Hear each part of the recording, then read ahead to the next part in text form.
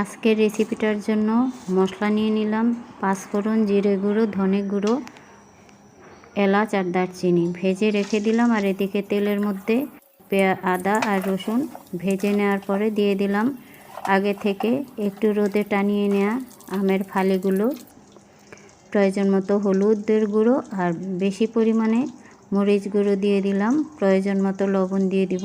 তো এভাবে আচারটা বানিয়ে খাবেন। ভালো লাগলে লাইক, কমেন্ট, শেয়ার করতে ভুলবেন। আর অবশ্যই আমার চ্যানেলটাকে সাবস্ক্রাইব করে দিবেন। আপনাদের পছন্দ অনুযায়ী চিনি দিবেন। আমি অনেক চিনি দিয়েছি মিষ্টি হওয়ার জন্য। এই পর্যায়ে সামান্য একটু ভিনেগার দিয়ে দিব প্রিজারভেটিভ হিসাবে।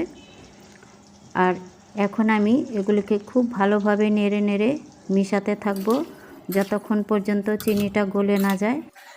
চিনি গলে যাবার পরে যে পানিটা উঠবে সেই পানিটা টেনে ঘন হয়ে যাবে এই নাড়া করতে করতে। তো দেখুন এই পর্যায়ে যখন ঘন হয়ে এসেছে, এখন গুঁড়ো করে রাখা মশলাগুলো দিয়ে দিলাম আর একটু নেড়ে মিশিয়ে নিব। তো দেখুন অথেন্টিক স্বাদের এই আমের আচারটা এভাবে বানিয়ে খাবেন। আমের মৌসুম চলছে, তো ইচ্ছে মতো আচার মোরব্বা বানিয়ে রাখতে পারবেন।